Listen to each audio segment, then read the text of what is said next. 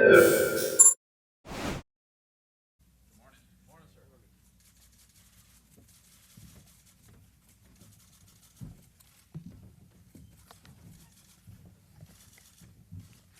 you all for coming out this morning.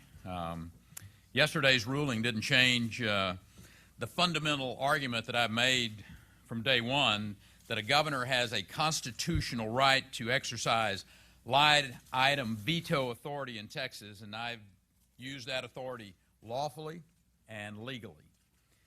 Under our Constitution, every citizen has the right to speak their mind freely, without political interference or legal intimidation. This continued prosecution flies in the face of that protection, and it directly assaults the United States Constitution. I am proud to stand for the rule of law, and I know that my actions were right when faced with a public official whose illegal, unethical, embarrassing, and inappropriate behavior has completely tarnished her office and lost the confidence of the taxpayers that she served. And given the choice, I would make the same decision again today. Make no mistake, this prosecution sets a dangerous precedent in our country, and it directly targets the authority of every governor's office in the nation.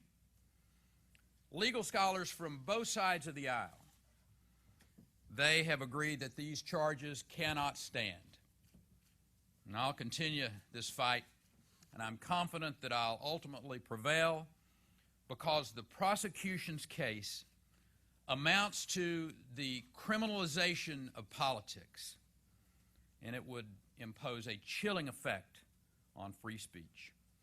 Now I'd like my legal team to share with you and speak to you about some of the specifics from yesterday's decision. Tony? Yes, sir. Okay, I'm going to talk to you just briefly about where I think we are, and then I'm going to hand it off to David Bodsford to talk about where I think we're going. Yesterday, the judge, I think rightly so, identified major problems with both counts of the indictment. We're very encouraged by that. We think it's just another step in the process. With regard to count one, it's clear that the judge had problems with it being vague and nonspecific. The judge mentioned, as you may recall, that the word veto or threat of veto is not even on the face of the indictment.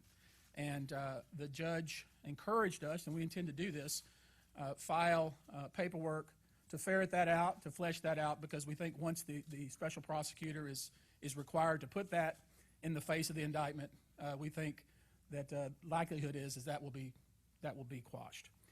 With regard to count two, the judge, as you know, upheld our objection and has ordered this prosecutor to amend that count of the indictment.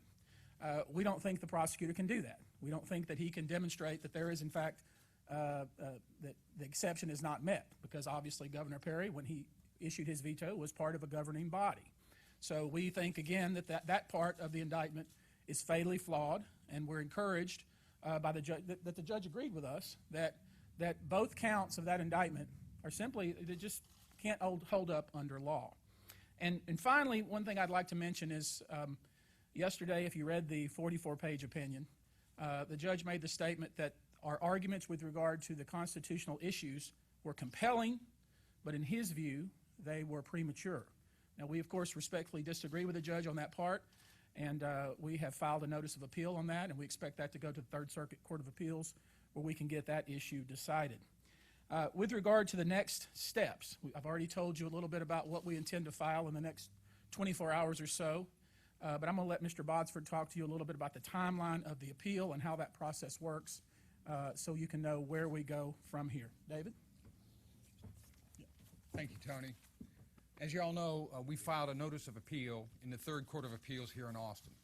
That is an expedited appeal under the rules of the Texas Court of Appellate procedure. That means it will move quickly. Exactly how quickly is up to the Third Court of Appeals, but we anticipate, due to the gravity of the constitutional issues involved, that the court will move swiftly and expeditiously. In the meantime, as Tony said, we'll be filing additional paperwork with Judge Richardson and trying to get him to resolve those other issues while we're doing the appeal. Hopefully this process will take a minimum period of time, both from the standpoint of Judge Richardson considering additional pleadings which we will file in the next 24 hours or so, and if necessary, then the Court of Appeals can also address the constitutional issues which Judge Richardson has acknowledged are very serious issues. Thank you. Tony, pass it back to you. Okay, we'll take some questions with regard to legal issues. Yes, ma'am. Tony, if you could sort of separate the two things out. You're going for an appeal before the Third Court of Appeals, but you're also filing paperwork. Are you going back to file an additional motion to quash, as sort of hinted at by the judge? What exactly are you filing again to Judge Richardson? Understand, we're not going to let any grass grow under our feet. Justice delayed is justice denied. The judge invited us, as you saw, to file another motion to quash because, in his view, from his words, the indictment, count one, is vague and nonspecific. So we intend to file that motion that the judge invited us to file within 24 hours, while at the same time pursuing the appeal on the constitutional issues. No, we're going to continue on, and as a matter of fact, I'm just back from South Carolina, where we had great crowds and a lot of enthusiasm. After I spent 2 days in Iowa with, again, an opportunity to talk to people, and what I hear overwhelmingly from folks out there is great support for standing up for the Constitution. Americans are looking for a leader that's not afraid to stand up, not be intimidated. Standing up for the rule of law and standing up for the United States Constitution is a good thing.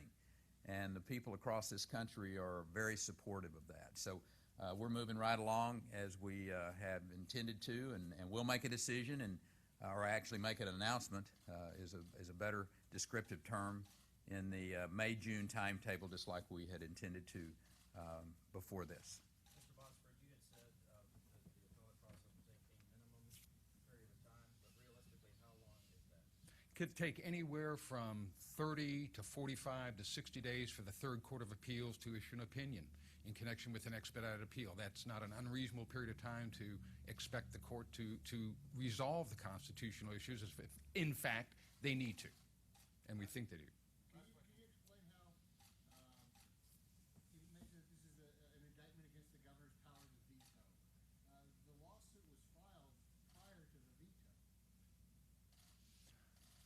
I'm sorry, sir, I'm not understanding your question, and I apologize. How is this an indictment against the veto process when the lawsuit itself was filed prior to the veto? This indictment was filed well after the veto that the governor made back in June of 2013. The first count of the indictment, although it doesn't use the term, quote, veto in it, is clearly an allegation that Governor Perry violated the law by exercising his constitutional right to line item veto the appropriation for the Public Integrity Unit.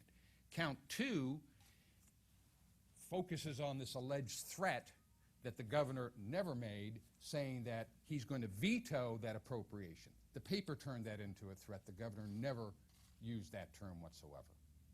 Great. Last question. Oh. You're one of the best criminal defense lawyers in Texas, and I know that you know Well done, what a sir. motion to quash is for, and you know what a pretrial writ of habeas corpus is for. But in Judge Richardson's opinion, I mean, he discusses in detail what they're for, and that he makes it really clear that the legal arguments you're making in both filings, that's not what those filings are for. Now, I know you knew that.